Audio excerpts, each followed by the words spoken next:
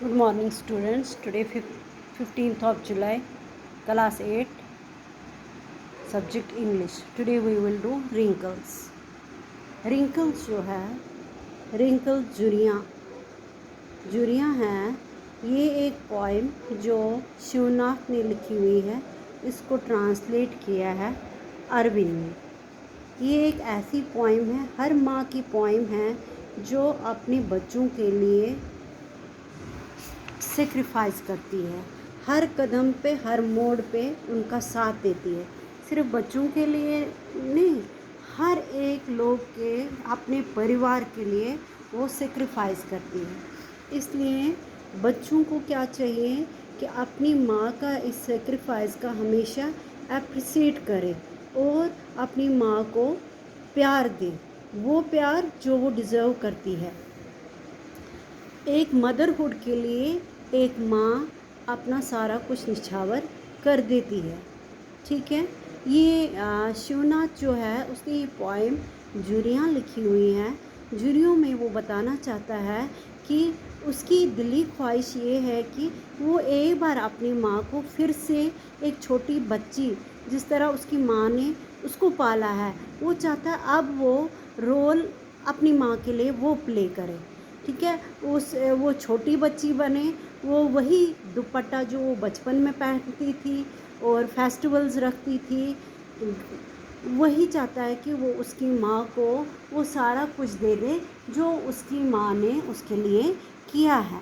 ठीक है, यहाँ पे जुइयों का मतलब है रिंकल्स। रिंकल्स जो पड़ी हुई हैं उसके फेस पे, मदर के फेस पे। पॉइंट यहाँ हर एक जुरी का, जो जुरियाँ हैं उनका सेक्रीफाइस, उनका मदरली टच आपके सामने पेश कर रहा है। ठीक है, let us start our reading. My mother making bold today. Bold means आजकल करेजस, जो विद पैसेज ऑफ एक्सपीरियंस के साथ वो अब करेजस बन गई है। माई मदर, मेरी माँ, making bold today, I begin to count wrinkles on your face. अपनी माँ के बारे बोल रहा है कि मैं उसकी झुर्रियों को अब काउंट करने लगा हूँ, जो झुर्रियाँ उसको एक्सपीरियंस से पड़ी हुई है, जो सेक्रीफाइसेस से पड़ी हुई हैं। वन रिंकल, पहली रिंकल क्या बताती है?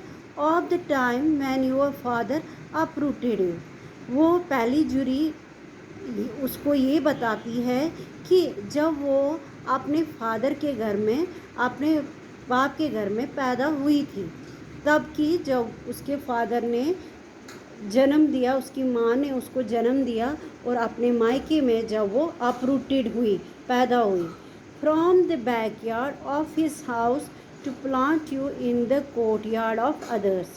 अपने घर में पैदा हुई है, ठीक है, अपने घर में उसको खूब सारा प्यार मिला है, लेकिन वही प्यार लेके अब वो दूसरे के घर में चली गई है, ताकि वहाँ पे वो वही प्यार जो उसको मायके से मिला हुआ है, वो प्यार उस घर में बांटे, वो चीज़ें जो उसने वहाँ से सीखी है उस घर में वो प्लांट कर सके। तो plant you in the courtyard of others. उसके पापा ने जन्म तो अपने घर में उसको दे दी जगह, लेकिन अब वो दूसरों के घर में इसको प्लांट करना चाहता है, बोना चाहता है। One wrinkle of that time, और जो नेक्स्ट रिंकल है, ठीक है, नेक्स्ट रिंकल जो है वो of that time when I nurtured my self on your blood and grew in your वूम।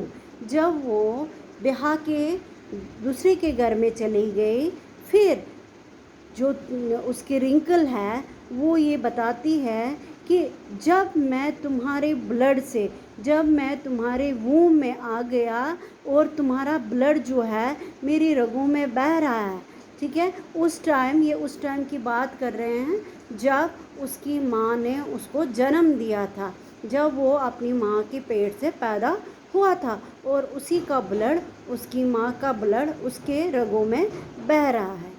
ये रिंकल्स पोइम है, शिवनाथ ने लिखी हुई है, ट्रांसलेट किया है अरविंद ने, जो अपनी माँ के लिए स्नेह पैदा कर रहा है, स्नेह भर रहा है और उसको अप्रिशिएट कर रहा है कि उसने जितने भी सेक्रीफाइस किए हैं उन सेक्रीफाइस को वो अप्रिशिएट करता है।